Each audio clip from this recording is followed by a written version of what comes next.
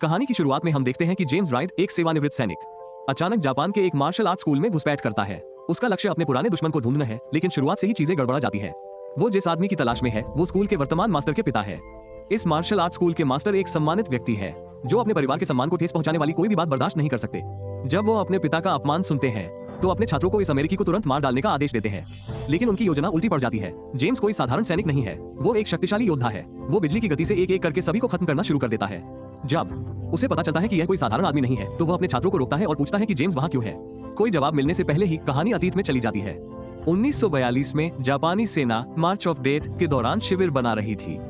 ये दक्षिण पूर्व एशिया पर विजय अभियान का एक हिस्सा था। प्रथम विश्व युद्ध चल रहा था और जेम्स अपने मृत दोस्त के पास बैठा था, जिसके शरीर को उसने खुद दफनाया था। अगली सुबह जापानी सैनिकों ने जंगल में दुश्मनों की तलाश शुरू कर दी। पास ही छिपे जेम्स ने उनका ध्यान भटकाने के लिए एक पत्थर फेंका, फिर अचानक हमला कर दिया जिससे एक सैनिक मारा गया और एक बारूदी सुरंग फट गई। एक पल के लिए उसे लगा कि वो जीत रहा है, लेकिन जंगल में सेना उसकी अपेक्षा से कहीं ज्यादा बड़ी थी। वो पेड़ों के बीच से भागा, लेकिन जल्दी ही पकड़ लिया गया। सेनापति ने आदेश दिया, उसे मत मारो, उसे जिंदा पकड़ो, उसे शिविर में ले जाओ। जैसे ही वो गेट में दाखिल हुआ, सबका ध्यान उस पर गया। कर्नल को तुरंत एहसास हुआ कि वो कोई साधारण आदमी नहीं था।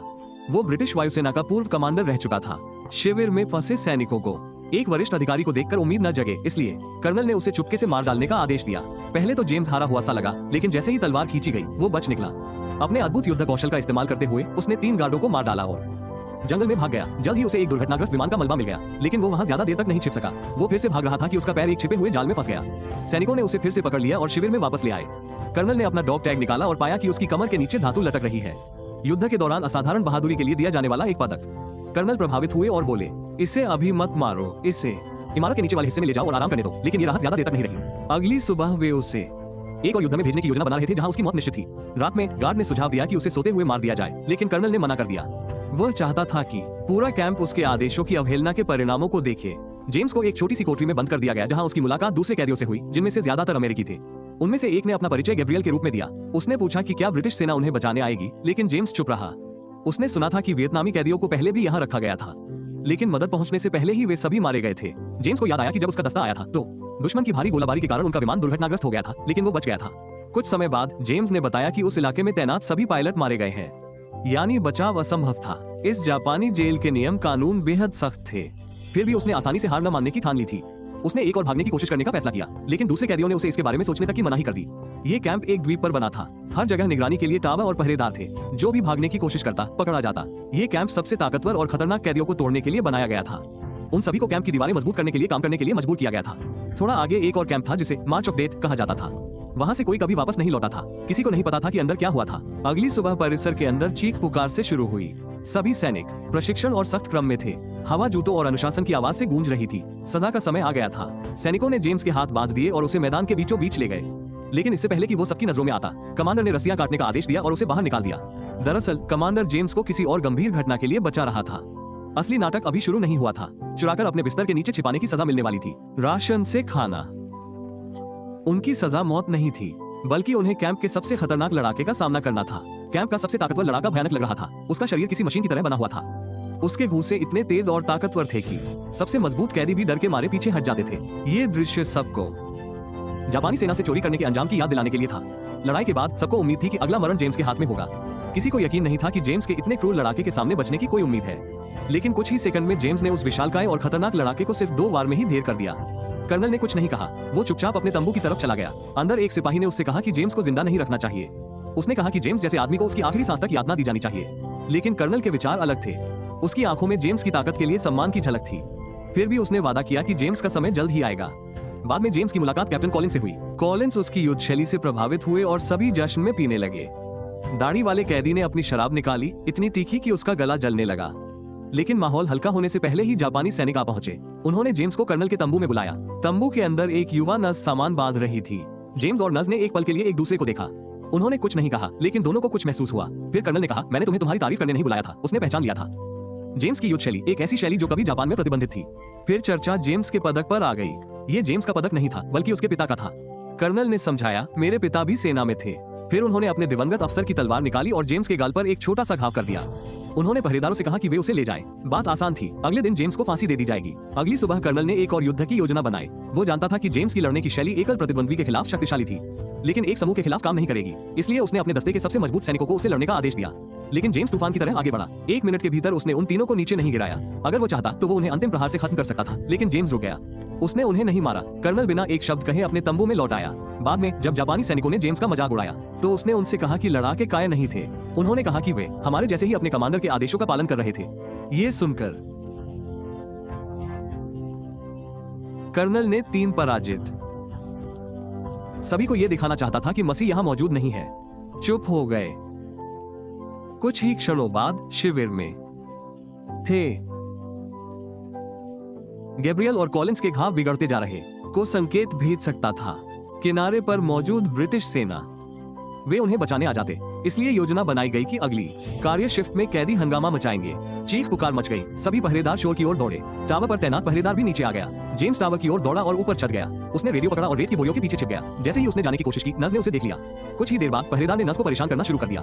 नज ने उसे ये कहते हुए मना कर दिया, मुझे यह नहीं चाहिए। उसने उसे जोर से थप्पड़ मारा, लेकिन कड़ी पूछताछ के बाद भी उसने जेम्स के बारे में कुछ भी बताने से इनकार कर दिया। वापस शयन कक्ष में जेम्स ने रेडियो पर हाथ मारा। सभी ने संकेत न भेजने का फैसला किया। उन्हें बस सुनने की जरूरत थी। शायद उन्हें कोई ब्रिटिश या अमेरिकी प्रसारण मिल जाए, लेकिन सुबह का खतरा मंडरा रहा था। कर्नल ने आपातकालीन बैठक बुलाई। वो जानना चाहता था कि किसने भागने की कोशिश की थी। जेम्स ने उस रात एक कैदी को बेहद घबराया हुआ देखा और उससे धीरे से बात की। कैदी ने उसे बताया कि सीमा के किनारे एक छोटा सा छेद है। मैंने वहाँ एक गुप्त छेद बनाया है। मैं धीरे धीरे इसे बड़ा कर रहा हूँ ताकि मैं भाग सकूं। जेम्स ने भागने का फैसला किया। उस रात उसने अपने बिस्तर को इस तरह से सजाया जैसे कोई चेहरा धके सो रहा हो और चुपचाप वहाँ से चला गया। दाढ़ी वाले सिपाही ने भी उसकी मदद की। कई महीनों बाद आखिरकार वो कैंप की सीमा से बाहर निकला। तभी एक गार्ड जांच के लिए आया और उसने देखा कि जेम्स गायब है, लेकिन दाढ़ी वाले सिपाही की आंखों में देखने के बाद उसने कुछ नहीं कहा और चला गया। जेम्स जंगल से होते हुए किनारे तक पहुंचा। अचानक उसने रेडियो पर एक अमेरिकी सैन्य गुप्त कोड सुना। इसका मतलब था कि अमेरिकी सैनिक पास में थे, संभवतः हमले की तैयारी कर रहे थे। वहां उसे वो दुर्घटनाग्रस्त विमान मिला जो उसने पहले देखा था। मलबे के पास एक धातु का हुक पड़ा था और जेम्स को एक नया विचार सूझा। वो चुपचाप उसी रास्ते से होते हुए अपने कमरे में लौट आया। अगली सुबह जेम्स ने अपने दोस्तों को इकट्ठा किया और उन्हें बताया कि उसने क्या खोजा था। रेडियो पर आवाजें नवाहो भाषा में थी, एक ऐसी भाषा जिसका इस्तेमाल केवल अमेरिकी सेना करती है। इससे पुष्टि हुई कि अमेरिकी सैनिक पास में ही थे। जेम्स ने उन्हें कुछ और बताया। उसे जंगल में एक ग्लाइडर जैसा विमान मिला था। अगर वो ग्लाइडर को किसी गुजरते हुए विमान से जोड़ पाता तो वो हवा में उड़कर उन्हें सुरक्षित ले जा सकता था। ये योजना अजीब लग रही थी, लेकिन उनके पास होने के लिए कुछ भी नहीं था। एक छोटा सा मौका भी उनके लिए काफी था। जोखिम के बावजूद सभी मदद के लिए तैयार हो गए, लेकिन उनकी उम्मीद ज्यादा देर तक नहीं टिकी। सैनिक पहुंच गए और जेम्स को कर्नल के सामने ले जाया गया। कर्नल ने भी नवाहो कोड सुना था और जेम्स से उसका अनुवाद करने की मांग की, लेकिन जेम्स ने समझाया कि केवल अमेरिकी सेना ही उस भाषा का इस्तेमाल करती है। उसने कहा, मैं ब्रिटेन से हूं और अगर मुझे पता भी होता तो मैं अपने साथी के साथ कभी विश्वासघात नहीं करता। इससे कर्नल क्रोधित हो गया। उसने सैनिकों को आदेश दिया कि जेम्स को बांधकर तब तक पीटा जाए जब तक वो घुटनों के बल न गिर जाए। हर वार बहुत क्रूर होना था। दर्द की चीखें तंबू में गूंज रही थी। जब जेम्स गिरा तो पहरेदार उसकी रस्सी काटकर उसे फिर से मारने की तैयारी में थे, लेकिन जेम्स ने अपनी बची हुई ताकत का इस्तेमाल किया और अपनी असली योजना शुरू की। उसने कर्नल के सामने ही एक पहरेदार को मार गिराया। कर्नल अदो के आदमी एक कैदी से हार गए। कर्नल को यह बहुत अपमानजनक लगा और वो गुस्से से आग बबूला हो गया। वो शिविर के बीचों बीच गया और कई मजदूरों को मार डाला। उसने घोषणा की कि बाकी लोगों का अब मौत से भी बदतर हश्र होगा। जेम्स ने जो दर्द सहा उससे वो बेहोश हो गया। 2 दिन बाद जब वो उठा तो वो अस्पताल में पड़ा था। कर्नल ने आदेश दिया था कि उसे जिंदा रखा जाए। उसके जख्मों का इलाज थेरेसा नाम की एक युवा नर्स कर रही थी। वह भी 3 महीने से शिविर में काम कर रही थी, बाकियों की तरह फंसी हुई। जेम्स उससे कुछ पूछने ही वाला था कि तभी एक सिपाही आया और उन्हें अलग किया। रात में जेम्स अपने बिस्तर पर अकेला लेटा था। अचानक कैंप में गोलियों की आवाज गूंज उठी। जब उसने आंखें खोली तो उसके चेहरे के पास चाकू चमका। कर्नल एटो सबके सामने एक और आदमी को मार रहा था ताकि उन्हें और डरा सके। यह एक भयावह दृश्य था, लेकिन इसी दौरान जेम्स कर्नल के असली इरादों को समझ गया। एटो जेम्स को चुपके से मारना नहीं चाहता था। हर लड़ाई, हर टकराव एक बड़ी योजना का हिस्सा था। वो जेम्स को एक निष्पक्ष लड़ाई में हराना चाहता था, जैसा उसके शिक्षक ने उसे सिखाया था। जेम्स थक गया था, लेकिन उसका हौसला मजबूत था। उसने कहा, अगर ये तुम्हारा सबसे अच्छा लड़का था तो मैं जरूर जिंदा घर लौटूंगा। कर्नल के हाव भाव नहीं बदले। उसने चेतावनी दी कि अगर जापान हार गया तो कैंप का एक भी आदमी नहीं बचेगा। इसके बाद जेम्स अपने साथियों के पास लौट आया। उसके दोस्तों ने उसे बताया कि उस सुबह अमेरिकी विमान आए थे और उन्होंने हजारों पर्चे गिराए थे। इन पर्चों ने जापानी सैनिकों को चेतावनी दी थी कि अमेरिकी सेना उनकी गतिविधियों पर नजर रख रही है और कैदियों के साथ हो रहे दुर्व्यवहार पर नजर रख रही है। जैसे ही न्याय होगा, युद्ध समाप्त हो गया, लेकिन जेम्स अविचलित रहा। उसने समझाया कि एटो कभी आत्मसमर्पण नहीं करेगा। अगर जापान हार भी गया तो वो शिविर में सभी को मार डालेगा। सब चुपचाप सुन रहे थे, इस डर से कि आगे क्या होने वाला है। रात में गैब्रियल जंगल में ग्लाइडर देखने गया। वापस आते समय उसकी मुलाकात जेम्स से हुई। उनके कमरे का सीधा रास्ता बंद था, इसलिए वे चुपके से बाहर निकले और एक अलग रास्ता लिया, लेकिन गार्ड ने उन्हें देख लिया। इसके बाद हुए संघर्ष में उनके पास उसे मारने या पकड़े जाने के अलावा कोई विकल्प नहीं था। शोरगुल सुनकर एक और अधिकारी आ पहुंचा। इस आदमी को मारने के बजाय जेम्स ने उसे जाने देने का फैसला किया। अधिकारी चुपचाप उन्हें उनके कमरे तक ले गया, लेकिन फिर उसने उन्हें धोखा दिया और गार्डों को बताया कि एक सैनिक की हत्या कर दी गई है। ये सुनकर सभी सैनिक कैदी के कमरे में घुस गए। शिविर में गहरा सन्नाटा छा गया। सुबह तक कर्नल ने फैसला किया कि हत्यारे की पहचान होनी चाहिए।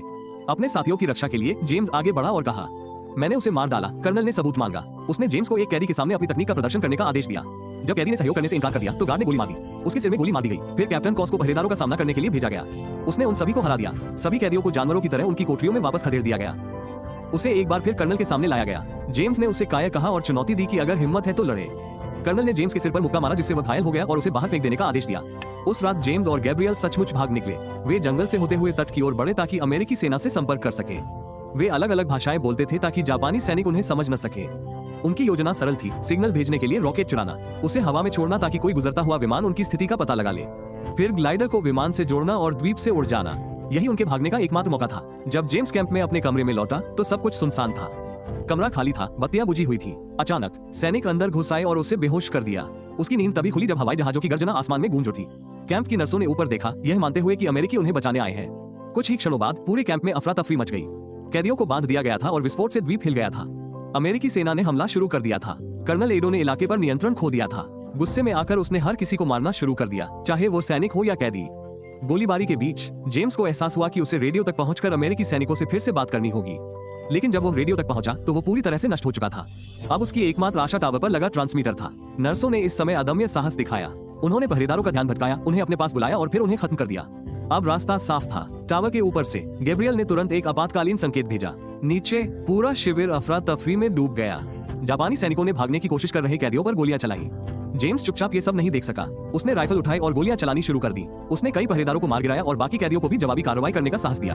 धीरे धीरे शिविर में एक बड़ा विद्रोह भड़क उठा। उन्हें जो भी मिल सका उन्होंने उसी से लड़ाई लड़ी। लड़ाई के बीच में कैप्टन कॉलिंस का सामना उस अधिकारी से हुआ जिसने उन्हें शुरू से ही परेशान किया था। उनकी लड़ाई तेज हो गई, लेकिन ज्यादा देर तक नहीं चली। लंबा कॉलिंस जीतने ही वाला था कि किसी ने उसे पीछे से गोली मार दी और वो गिर पड़ा। अपने दोस्त को गिरता देख जेम्स और भी ज्यादा गुस्से में आ गया। वो सीधा कर्नल के तंबू की ओर भागा, जहां कर्नल एटो तलवार खींचे खड़े थे। दोनों के बीच घमासान युद्ध छिड़ गया। एटो आखिरकार गिर गया और जेम्स थका हुआ, खून से लथपथ लेकिन विजयी होकर खड़ा रहा। गैब्रियल ने जेम्स को घसीटकर बाहर निकाला। विमान ऊपर चक्कर लगा रहे थे और समय कम होता जा रहा था। वे दोनों भागने लगे। एक सैनिक ने उन्हें पीठ में गोली मारने के लिए अपनी राइफल उठाई, लेकिन कर्नल एटो ने अपनी तलवार से सैनिक की बंदूक को एक तरफ धकेल दिया, जिससे वे बच निकले। यह विक्टर के प्रति सम्मान का उनका अंतिम इशारा था। जेम्स और गैब्रियल जंगल से होते हुए ग्लाइडर के पास पहुंचे। ऊपर अमेरिकी विमानों ने अपना अंतिम हमला किया। तभी जापानी सैनिक पेड़ों से हमला करने के लिए निकले, लेकिन विमानों ने गोलीबारी शुरू कर दी। सभी जापानी सैनिक तुरंत नीचे गिर गए। अच्छे और बुरे दोनों चले गए। धुएं और अफरा तफरी के बीच जेम्स ने रस्सी उठाई और उसे ग्लाइडर से जोड़ दिया। एक अमेरिकी विमान वहां से गुजरा, रस्सी को पकड़ा और ग्लाइडर को आकाश में उठा लिया। द्वीप धीरे धीरे धुंधलाता गया। उनके पीछे दोनों ने एक दिन वापस लौटने और दूसरों को बचाने की कसम खाई। वर्षों बाद वो कसम जेम्स को जापान के एक छोटे से मार्शल आर्ट स्कूल में ले गई। वो उस व्यक्ति को खोजने आया था जिसने कर्नल एटो को प्रशिक्षित किया था। नए गुरु ने अपने छात्रों को विदा किया और जेम्स की बात ध्यान से सुनी। गुरु ने बताया कि उसके पिता और पुराने गुरु का 1 साल पहले निधन हो गया था। मरने से पहले उन्होंने भविष्यवाणी की थी कि एक दिन एक विदेशी आएगा, एक ऐसा व्यक्ति जो उन तकनीकों से लड़ेगा जो बहुत पहले प्रतिबंधित कर दी गई थी। गुरु ने जेम्स से अपनी तकनीक का प्रदर्शन करने को कहा। जेम्स ने खुद को स्थिर किया और बिना हमला किए कुछ घातक चालें दिखाई। गुरु ने तुरंत उसे भविष्यवाणी वाले व्यक्ति के रूप में पहचान लिया। फिर उसने अंदर एक छोटा लकड़ी का बक्सा खोला जिसमें जेम्स के पिता की धातु और उसका डॉग टैग था। 2 योद्धा जो किसी जमाने में दुश्मन रहे होंगे अब शांति से साथ खड़े थे। अगर आपको वीडियो पसंद आया हो तो कृपया इसे लाइक करें और चैनल को सब्सक्राइब करें।